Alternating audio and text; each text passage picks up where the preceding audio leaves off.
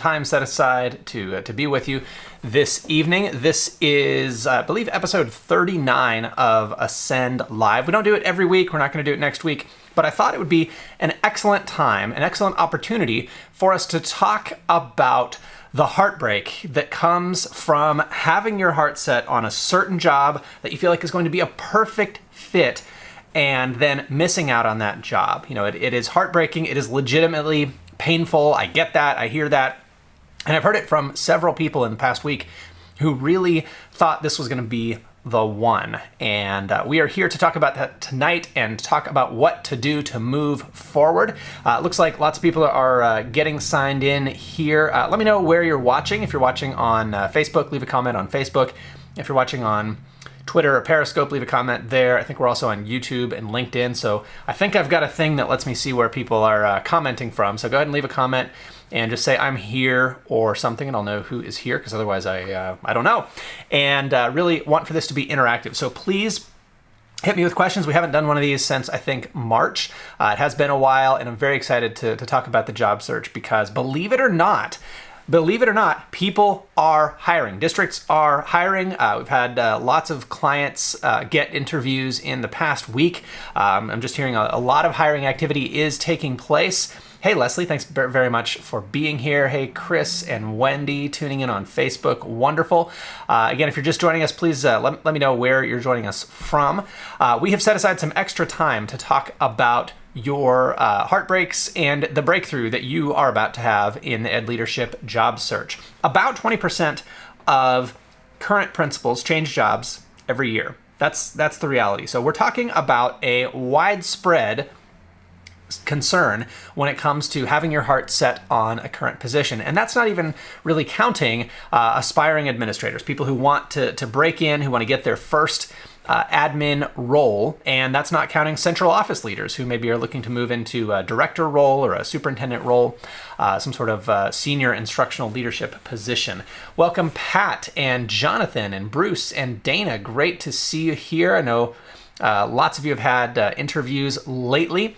And, you know, is it a weird time for hiring? Yes, absolutely, it is. Does summer get to be an even weirder time for hiring? Yes, it is. And in my perfect world, you know, we would start to post, as school districts would get confirmation about whether people were coming back for the following year or not in January, make those decisions, post jobs in February and hire in March. That would be my ideal scenario in terms of staffing every school with a highly qualified principal.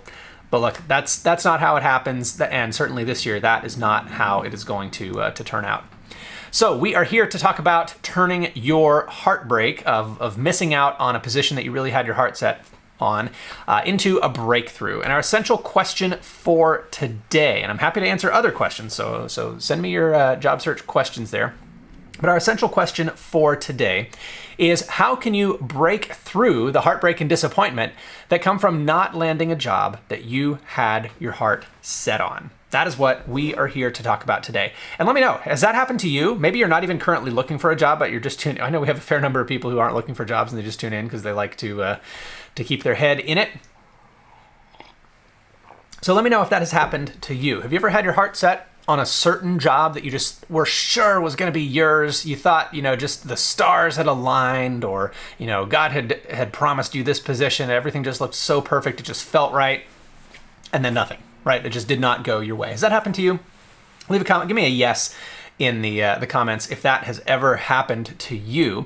And if it has, I want you to know that you are not alone. And really, it's not about you, right? It is not about you. And first of all, let's talk about the first part here. I don't have the first part of this on the slide here, but let's talk about the you are not alone part. For every job that gets posted and filled, how many people lose? How many people don't win that competition for that one position? Well, all of them except the one person, right? So if you're applying for a job in a competitive area, there are lots of other people applying.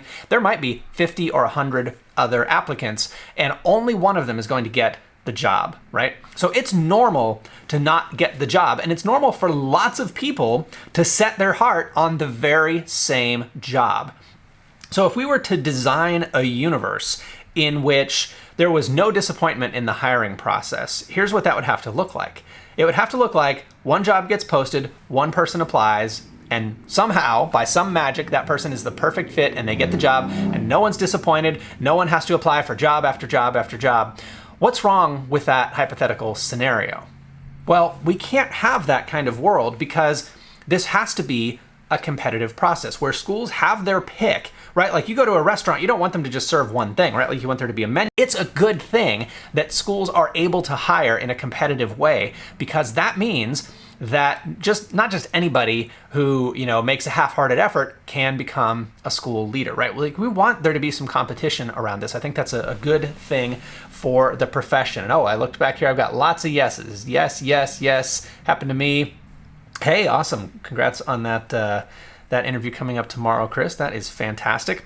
Well, let's go back to this idea then that it is not you. The reason you are not succeeding in the job search process is not you. And this is a really important distinction because a lot of people take it so personally. They think, I just don't have what it takes.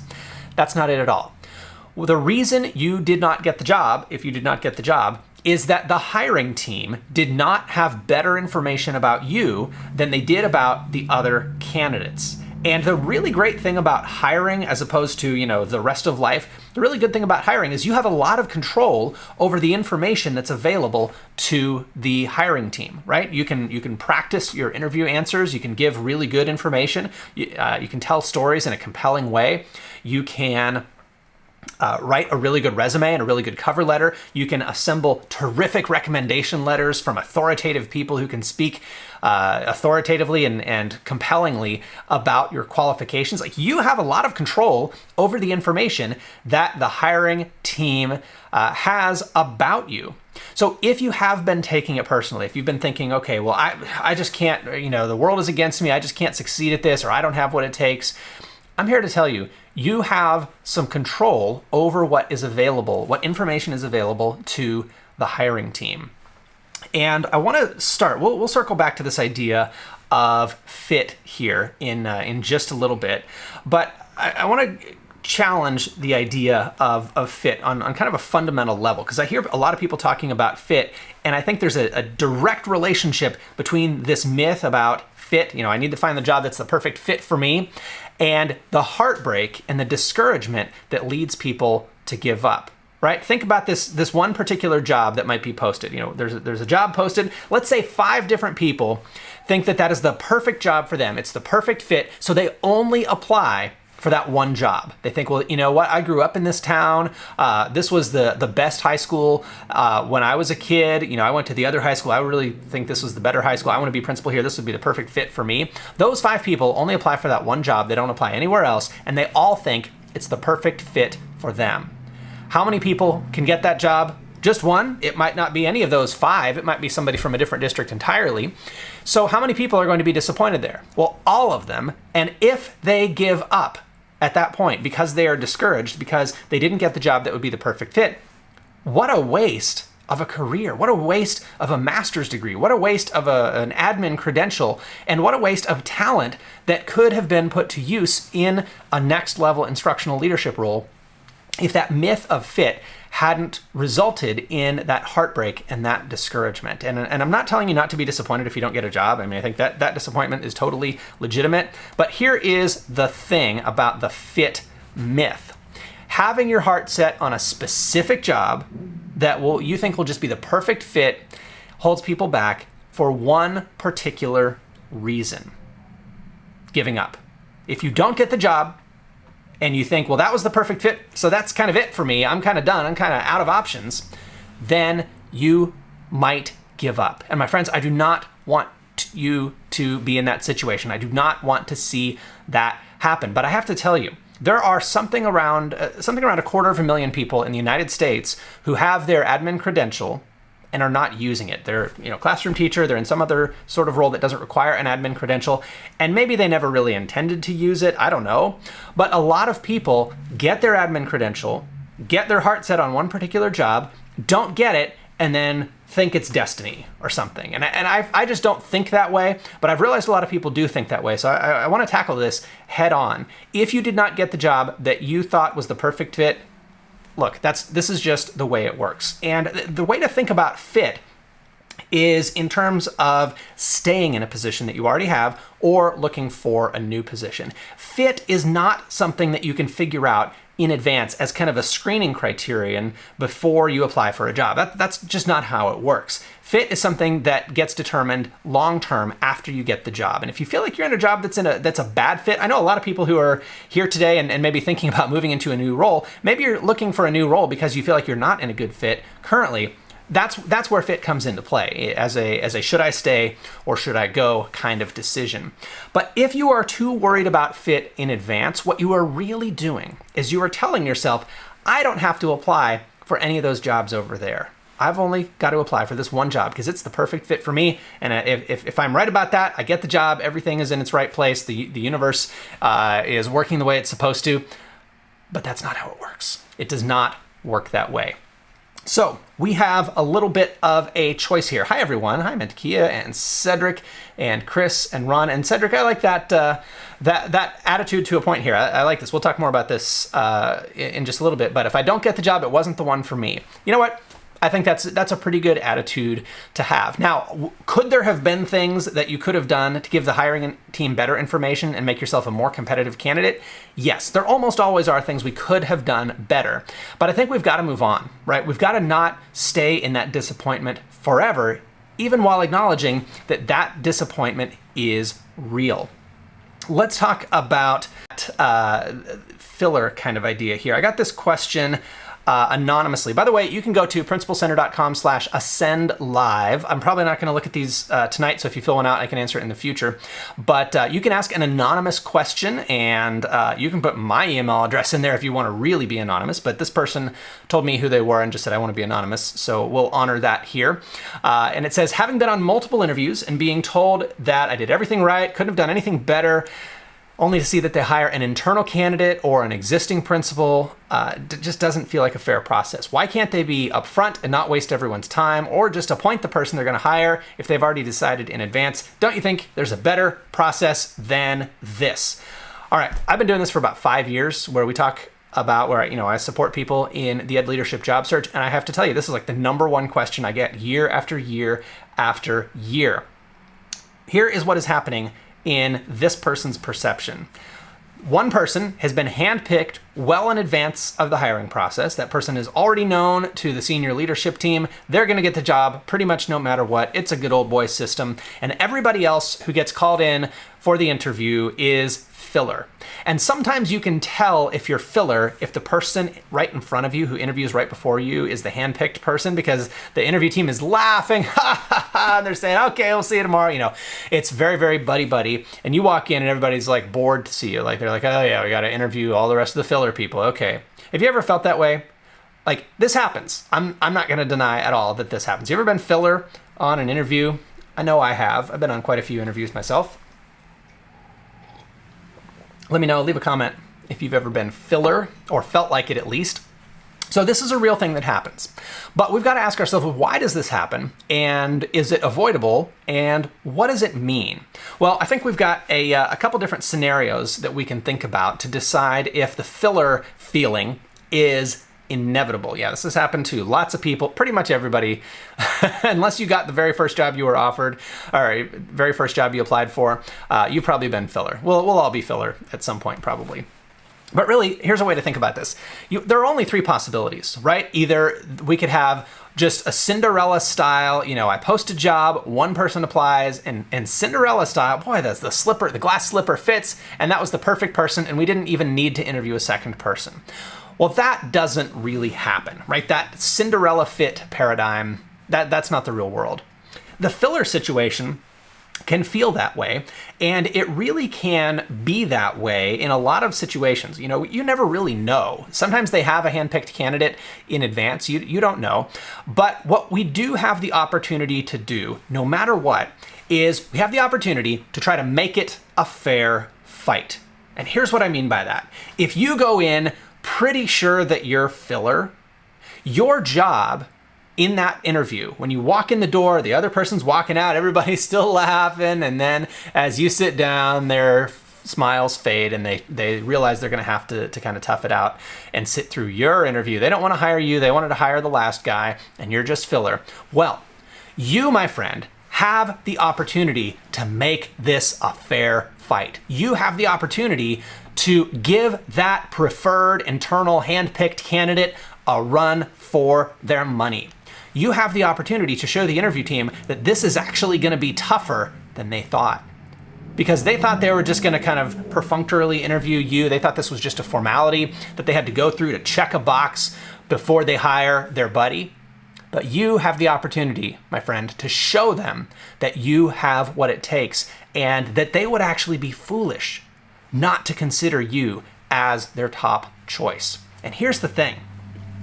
In fact, the reason we do this show, our focus at the Principal Center is all about instructional leadership. The reason we do this show is because I want more educational administrators to actually be instructional leaders. And often that handpicked candidate is handpicked for reasons other than instructional leadership. Have you ever seen that? Have you ever seen that happen? Let me know. Leave a comment if you've ever seen someone who is not really going to be an instructional leader get picked for an admin position. And they were picked for reasons completely unrelated to their instructional leadership abilities. Have you seen that happen?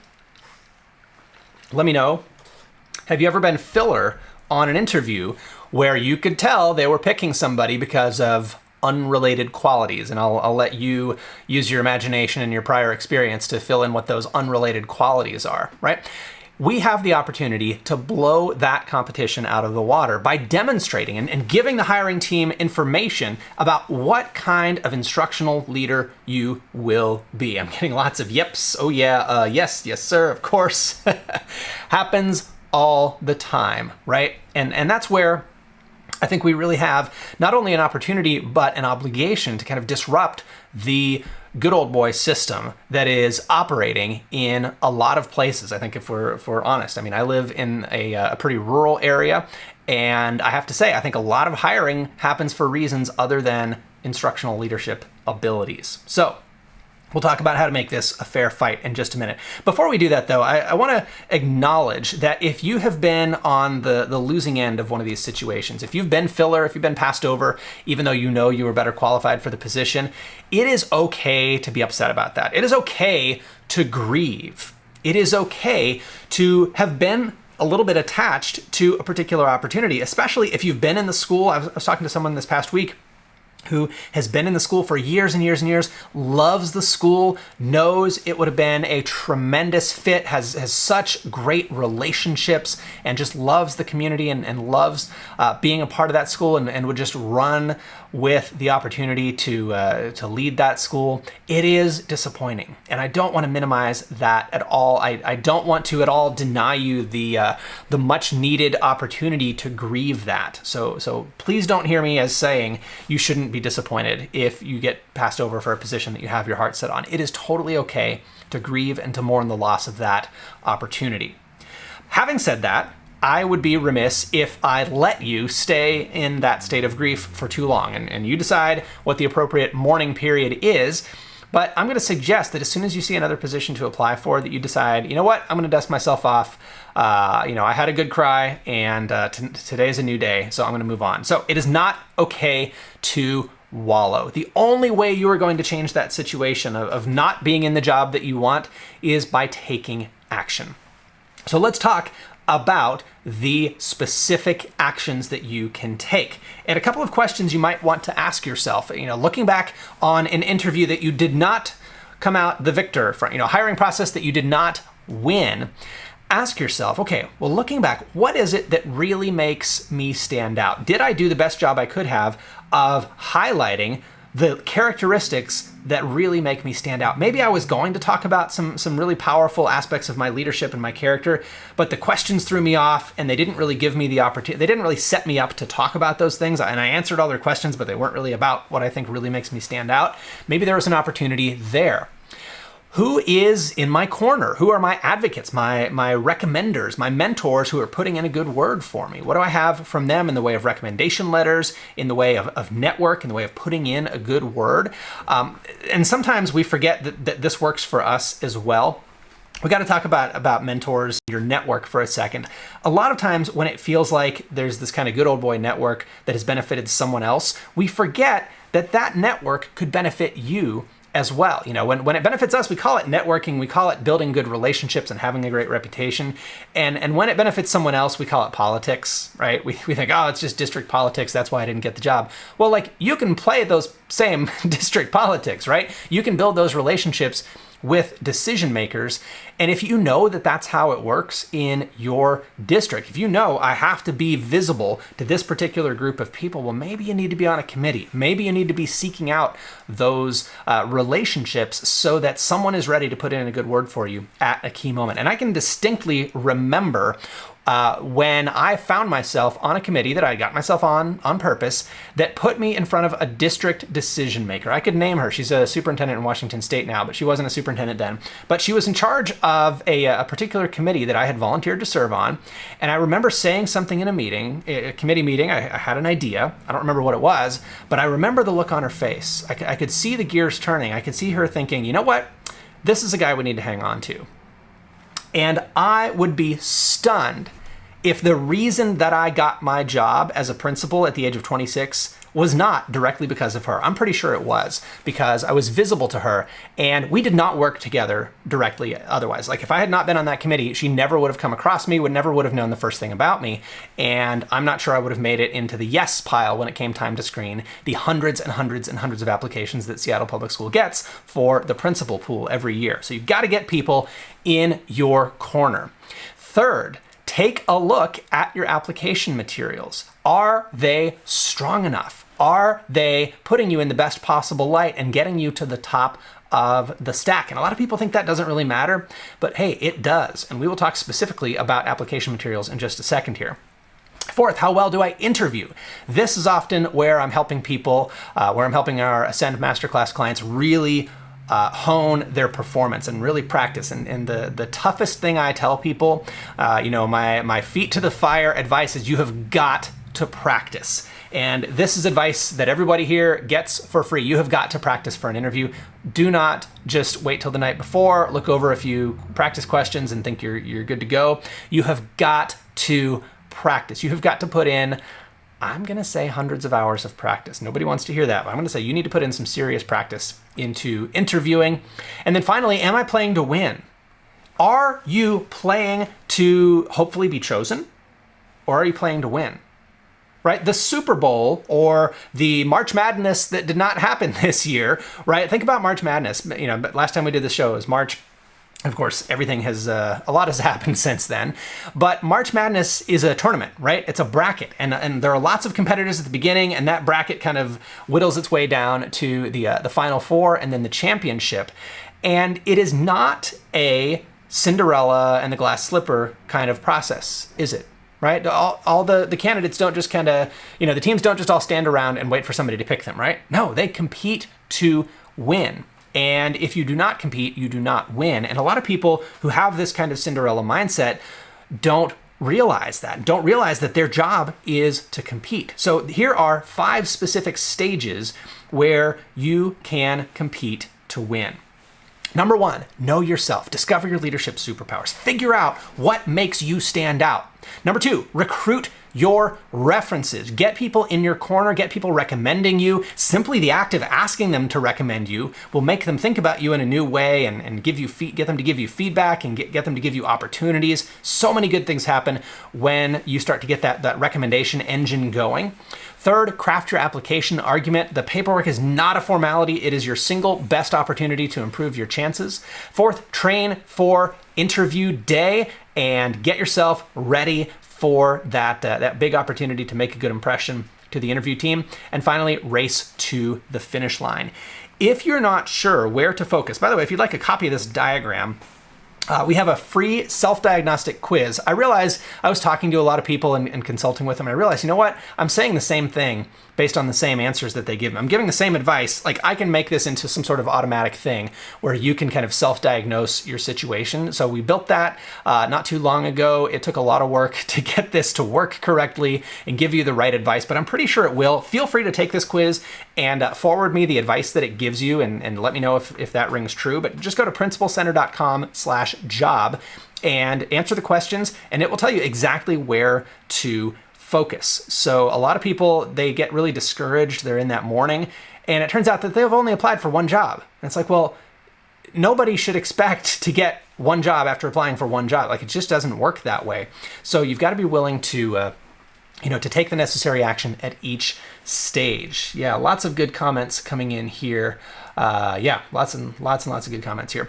Okay, I wanted to get to a question that was submitted. This is Heidi's question. She did not ask to be anonymous. I'm not including her last name. But Heidi is asking a question about the hiring timeline and saying, hey, a lot of schools are maybe facing or uncertainty. And I know different states have different budget things that are happening at different times, and there is a lot of uncertainty for schools. Is that a widespread pattern? Not that I have seen. You can let me know if that is happening in your area, but I have to say, I've been doing this, a good 5 years now, and if it doesn't sound much different than it usually does, there is still a lot of hiring, because here's the thing. Even if the budget is going to be cut, are there any principals, any schools next year that are going to be run without a principal? Probably not. There are only like 3 schools in the United States that don't have a principal, that like have some sort of model where it's teacher-led and it's collaborative and all of that. But really, almost every school has a principal, and all of those schools are going to have principals next year. And people are going to leave their positions. Now, what is going to happen is that the timeline is going to be weird. It is going to be very strange, and you're probably already experiencing that. And state by state, the state budget decisions, I know Colorado's got some weird stuff going on. There are going to be delays in the timeline. There are going to be just abnormalities in the process. But look, every school is going to have a principal. Probably 20% of principals are going to move into a new role this year. So I do not expect less turnover, or any less turnover than usual. There may be fewer discretionary positions. Like, a lot of schools have dean of student positions, and then those kind of get cut some years and they don't exist in other years. So that may vary. But look, every school is going to have a principal. There's no way around that. Good deal. So what does that mean for Heidi? What do we do if that is the situation? Well, if the hiring timeline is pushed back, you've got to use that as an opportunity. You've got to look at that and say, well, I would have already applied for all these jobs if they were posted, and now it's looking like they're going to be posted in July. That means that you have extra time. And I just told you what to do with that extra time. Take the quiz, go back to that Ed Leadership job search quiz, figure out where you need to spend that time, and make yourself a more competitive candidate. You've got a good 2 weeks or more, if nobody's going to be hiring until July, where you can really, this can be your Rocky montage season, right? Where you can just, train, you can go the distance, you can put in the work to make yourself a more competitive candidate. So I don't know when the positions will be posted for your area. Check every day, keep an eye out, keep an ear to the ground, and then be ready to pounce when those positions get posted. And Jonathan says, I was hired as an assistant principal after the school year started, and it'll probably happen a lot more this year. I think Jonathan's right. Yeah, we're going to see some hiring after the school year begins. We're going to see a lot of situations where you don't get to meet your staff in person before the school year begins. It's just going to be a weird year, but every school is going to have a principal. Say that out loud to yourself. Every school is going to have a principal. And there may be some admin cuts overall, but we know a lot of people are going to retire. A lot of people are just saying, you know what? I don't need this coronavirus stuff. I've got full retirement. I'm out of here. So I'm not thinking that this is going to be a slower year for admin hiring than average. So when those positions get posted, you got to pounce. You got to apply. And I put these numbers up. These are shocking numbers to a lot of people, but every time I put them up, somebody says, yep, I've applied that many times and I got a job. These are realistic numbers, my friends. If you would like to get a job offer, you are going to have to go on at least 5 interviews. That's just the overall math. Now, maybe you'll get lucky. Maybe you'll go on 1 interview and you'll get the offer. If you do, great, then you can disregard everything I say here. But most people, it's going to take about 5 interviews before you get an offer. And it's going to take a lot more than 5 applications to get 5 interviews. And you'll notice there's a 5-to-1 ratio here at every stage. If you want 1 job offer, you got to go on 5 interviews. And if you want 5 interviews, you've got to put in 25 applications on average. Now, if your application is terrible, I've looked at some applications that honestly were terrible. Nobody in their right mind would interview the person that wrote that resume or that cover. I've looked at some stuff that is just so bad that you would have to be an insane person to hire that person to be in charge of children. So spray and pray, sending out more copies of terrible materials is not what I'm talking about here. But I am talking about competing enough times to win. Think about entering a golf tournament. Any golfers in the audience here tonight? Any golfers tuning in? I'm not personally a golfer. I know some people are golfers. We have some golf courses in our community here.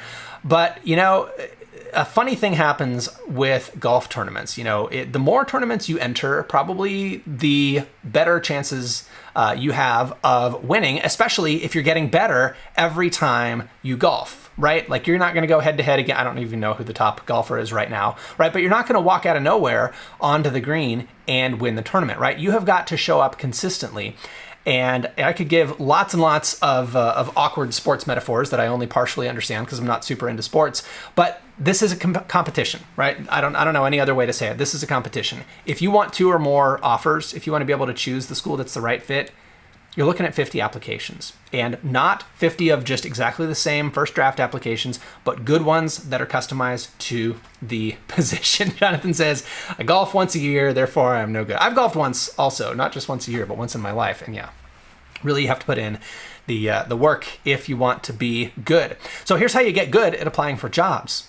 Don't just do it once and then make copies, make digital copies. Every single application you have, and I have some special slides that you might have seen in my email. I have some special slides on this for you today. Every application you put in is a chance to revise specifically your resume and cover letter, and always revise if you have time. Now, if you don't have time, you know, if there's a job, like if you have a resume and cover letter ready to go and you see a job get posted tonight and it's due tomorrow and you didn't know about it until right now, well, go ahead and apply. Don't tear yourself up about not being able to revise your application materials, but anytime you have the opportunity, revise your stuff before you apply. Cedric says, I had 5 interviews before landing my current position. Awesome. And I know I put in over 25 applications. Yeah. Okay. Well, thank you. Good validation there. That is normal, right? So if you fail 80% of the time, that's normal. And the way to get a job is to compete enough times, right? That 80% failure doesn't hold you back, right? You only need to get 1 offer, and 2 offers is even better. So you can do this. Let's look at 3 competitors here. Now, this was in the email. Hopefully, I enticed you to tune in live with this information in the email here. So I want to share a little bit of a hypothetical here, comparing 3 different candidates who approach their job search, their 50 applications, in 3 different ways. Candidate A decides, well, okay, I'm going to take that seriously. I'm going to apply for 50 jobs, and I'm going to do 4 major drafts. I'm going to completely overhaul my application materials, not just once, not just twice, but 3 times. So I'm not sending in a first draft when I apply for a job. I'm going to send in a 4th draft, and it's going to be really good. It's going to be my best writing. In fact, it's so good, it's perfect, and I'm not going to mess with it anymore. And I'm just going to repeat my applications from here on. Okay? So candidate A makes no further revisions, but they made 4 rounds up front. First draft, second draft, third draft, 4th draft, which is probably more than most people do. So this is going to be a respectable quality application, hopefully. Now, candidate B takes a slightly different approach, also committed to doing 50 applications, but really they're only going to do 2 major drafts. Maybe they're getting started late, or maybe they started applying really early and just haven't had the time to do those major revisions. But every time candidate B applies for a new job, they make a 5% improvement in their application materials. They move maybe 1 sentence, they strengthen a bullet point under their current accomplishments for their current role. They get just a little bit better each time, right? Who do you think is going to do better here between candidate A and candidate B? But then let's also consider candidate C, because we've got lots of options here, right? You have control over this. Candidate C is also going to do 50 applications and is also going to do 4 major drafts like candidate A. And like candidate B, candidate C is also going to do some ongoing revisions. With every new application candidate C puts in, that application is going to get 5% better. All right, does that make sense? We've got 3 different scenarios, 3 different candidates with slightly different approaches. None of them are submitting a first draft. Candidate B starts by submitting second drafts and then works on those a little bit. So let's just, for the sake of argument here, let's say those big revisions up front make the application twice as good. And let's say we have an arbitrary 100-point scale. right? So the first draft is 100 points. The second draft is 200 points of good, right? We're making up an arbitrary scale here. So second draft is 200 points good. Fourth draft is not 400, but 800 points, 100, 200, 400, 800. So that fourth draft is getting really good. But what about those additional small incremental improvements over the course of 50 applications? Well, let's make a little graph here. Spent some time this weekend making a little hypothetical graph here with our arbitrary application points.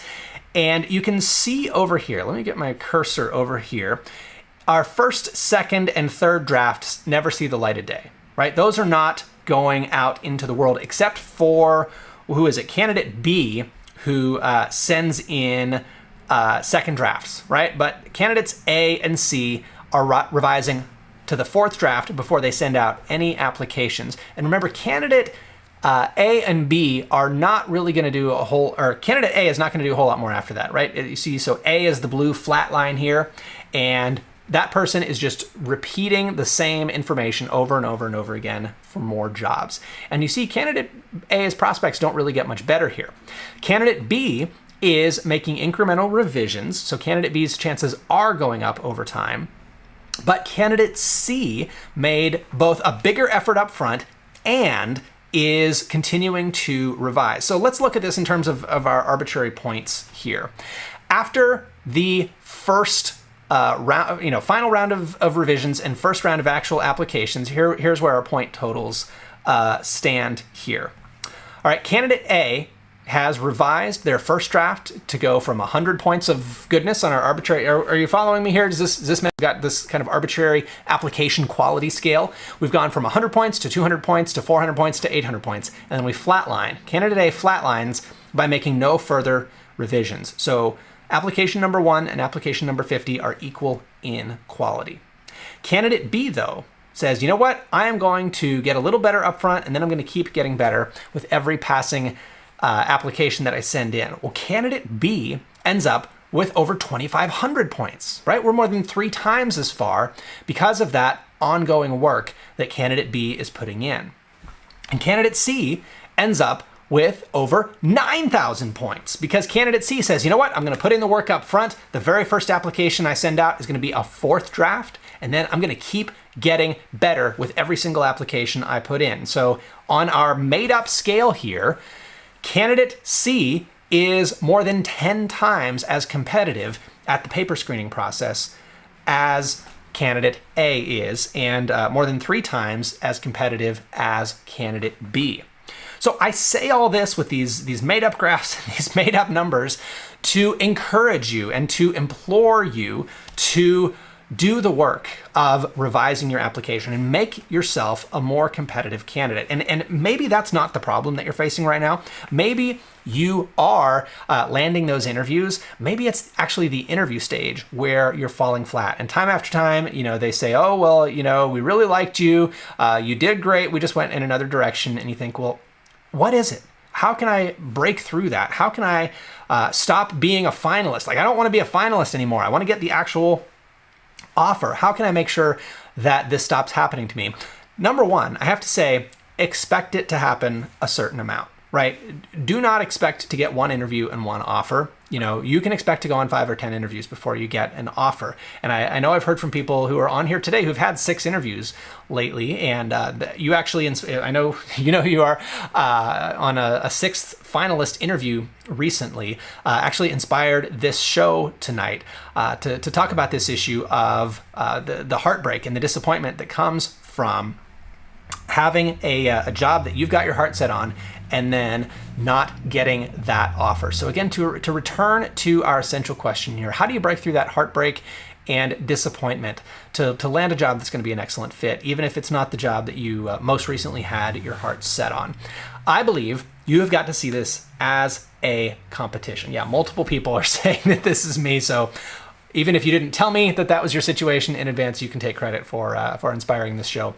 I'm here to tell you, you have the opportunity to Make it happen. What you've got to do, look at this diagram again. We've got this on our website. Figure out, and if you don't want to figure it out for yourself, I will give you my personalized opinion based on working with dozens and dozens of people one-on-one and hundreds of people in a lighter advisory capacity on the quiz. My advice is baked straight into this quiz about where you need to focus. So if you're telling me I'm not getting interviews, well, let's not worry about your interview skills quite yet. Still practice, but if you're not getting interviews, focus on your application argument. If you're getting interviews and you're just not getting the offer, make sure that you're, applying for enough jobs, getting enough interviews that we really can get some statistics out of this. But we may need to focus on the interview. And really coming ready for the interview day, ready to compete, ready to win, and bringing your A game to those interviews. So hopefully that is a helpful quiz. Give me a yes if you have taken the quiz. And hey, somebody's joining us on LinkedIn. LinkedIn doesn't tell me who, but let me know if you're joining us on LinkedIn or Facebook or Twitter. Give me a quiz. Just type in the word quiz if you've already taken this quiz and gotten some results there. And if you do take the quiz, you want to forward me your results, I'd love to see them, and I'd love to know if they ring true, or if I totally shocked you with my strange advice on that quiz. Dana's taken it, good deal. And yes, Lisa, when I say applications, I mean resume and cover letter primarily. However, there are often other things that the districts ask for. I had to answer 5 questions as well. Always save that stuff so that you can revise those answers, reuse them, build on them in other districts. Helen's taken it. Somebody on LinkedIn has taken it. Good deal. Yeah, so definitely mean resume and cover letter there. Let's see. Hey, Carlos, great to see you here. Good deal. So if you are in that moment of heartbreak, again, give yourself permission to grieve. Just do not give yourself permission to stay there forever. And if you have been on the negative end of the kind of networking and the kind of district politics, like if you feel like district politics have kind of screwed you over or cheated you out of a job that you really felt like would have been a good fit, it's okay to be upset by that, because I will tell you that kind of thing does happen. I'm not going to deny that it does. But the flip side of that is that you can build those relationships too. Now, you might decide that you are in an area and of a demographic that is just not going to get a fair shake. I mean, let's be honest, that is going to happen in some places. So you may have to decide, you know what, this particular organization is never going to give me a fair shot, so I need to look elsewhere. But you can give yourself permission to both be upset about that and to fight back, to look somewhere else and to compete to win. I'm not saying fight back, in terms of complaining about it, because that probably will not get you anywhere. But of going and finding a job that where you are going to have a fair shot. So my message to you, as always, is compete to win. Let's see. Hey, Kelly, thanks very much for saying that. Great to see you here. Dana says, yeah, screening questions are what a lot of places are using this year. Screening questions are also a great way that districts can cut down on the number of freaking applications that they have to review. It's kind of smart to do that because, as it gets easier to just copy and paste and submit the same documents electronically, districts are just overwhelmed with people to screen. I've been on the other side of the table screening those applications, and let me tell you, it is tough sometimes to distinguish between similarly qualified people. And as a screener, you have to look at very limited amounts of information, and that's what has determined what is on this particular diagram here. If someone is submitting 10 recommendation letters, and I know some of the people who wrote those recommendation letters, as a screener, I'm saying, oh, wow, Bob recommended this person. That must mean, they're really great. Then I know this person has a network. I know this person has people who are willing to vouch for them. I can read those recommendation letters carefully and figure out, is this a warm recommendation or not? What's really going on here? And if that resume and cover letter are stellar, it makes it much easier for me to put that person in the yes pile. And if those materials are garbage, it makes it much easier for me to put that person in the no pile. And none of that is really about the person. As I said earlier, it is not about you. It is about the information that is available to the hiring team. Jennifer, let me grab those real quick and shoot me an email, Jennifer, and I will send you something even better. Oh, I don't actually have this handy. But if you just go to principalcenter.com/interview, you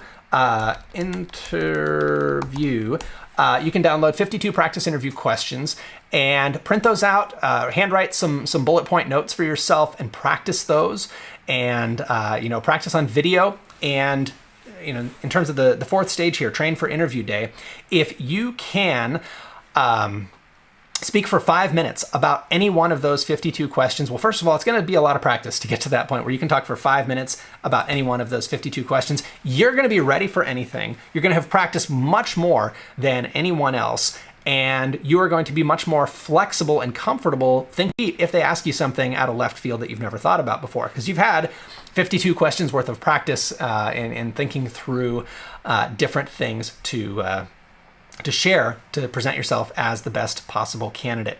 So do that work, my friends. If hiring is pushed back this year, if it's late, if it's later than usual, if you have to come in on the 4th of July for a principal interview, well, hey, then we are in good shape. Anyone who starts tonight making themselves a more competitive candidate. If you choose to be candidate C here, give your application materials a good overhaul and then keep making them better every time you apply. You're going to be one of those 10,000 point candidates and here's the thing, you don't need different experience. Like, none of this is about going and getting another degree or getting 10 more years of experience. This is all stuff that you can change pretty quickly with some work. And that is my message for you. Here is the thing. You can change your odds. You can increase the score, even though the score is a thing we've made up here. You can increase your competitiveness simply by revising and improving the information that you're providing to the interview team apart from the facts, right? Your experience is what it is. You're going to tell the truth on your resume and in your cover letter. You have the degrees that you have the experience that you have, but the way you talk about those facts makes all the difference in the world. And you will hear me give variations on that theme pretty much every time that we do this particular show. So I hope this has been encouraging. Has this been encouraging? Let me know if this has been encouraging in any way to you. If you have felt the heartbreak of missing out on a dream job, please just know there is another dream job out there. You may not know much about it in advance, but you may get that job and discover, you know what, this is my dream job. I thought that other one where I never really had a fair shot anyway was going to be my dream job, my perfect fit job. But I discovered instead that it was out there. I just had to go and hunt for it. So hopefully that is helpful. Let me know if that is helpful to you. I want to thank all of my clients for being here. I work with several people who I won't out anybody. If you work with me directly, thanks very much for being here and for putting in that work and for keeping the faith in yourself. Just knowing this is a weird year, knowing maybe personally you have been through some circumstances that have made your search harder than other people, and just know that I'm here for you. So to my Ascend Masterclass clients, if I can do anything for you, please let me know. And if you are not currently part of the Ascend Masterclass, I was looking at my schedule this week and I'm going on vacation pretty soon. So I will be out of the office for a while. But if you'd like to work on it this week, you're welcome to check out the Ascend Masterclass and learn what it is that we do in that program. So a lot of what I do on an ongoing basis when people aren't revising their materials is just this show. But in the Masterclass, I actually do work very closely with people to give them exactly the support they need at whatever stage they are in. So feel free to check that out. Hey, Brooke, hope you're doing well. Yeah, go get them. If you've got an interview coming up, yeah, go get them, Brooke. Very excited for you. So if you're in that position where you think, I really want to change my odds, I really want to put in that work, but I want to do it with support, feel free to check out the masterclass, and we could do a couple of different things this week. So I'm willing to set aside time for up to 2 people if you'd like to get going on this. Often what we start with is kind of a superpowers interview for that stage 1, discover your leadership superpowers and figure out, are you talking about the things that will really make you stand out? Or are you just saying, well, I have a master's degree and 7 years of experience, and that's all. Please choose me. If that's the kind of thing that's happening in your interviews, we have a huge opportunity then to really make your experience and your distinctive strengths jump out at the hiring team. So often that's where we start. And then if we decide based on the quiz or based on our discussion that we really need to work on your application materials, we could work on resume and cover letter, get you more interviews. If you're getting the interviews but just not sealing the deal, then we probably should just practice directly on those interview skills. If you have more of a long-term plan, long-term process, we can talk through that as well. But the critical thing that you can do to change your odds is to take action. The reason I use Cinderella pejoratively, the reason I don't really like that Cinderella approach, is that Cinderella doesn't really have to do anything other than sit around and wait for the prince to come, right? And frankly, a lot of people approach the Ed Leadership job search that way. And I don't really like that. I don't really think that really gives you much responsibility, much ownership of your career. And I see a lot of people just sitting around saying, well, I got my master's degree, maybe the phone will ring. It's not going to work that way, my friends. You have got to go out and compete to win that job. So again, if you are interested in working with me directly, you can go to principalcenter.com/ascend.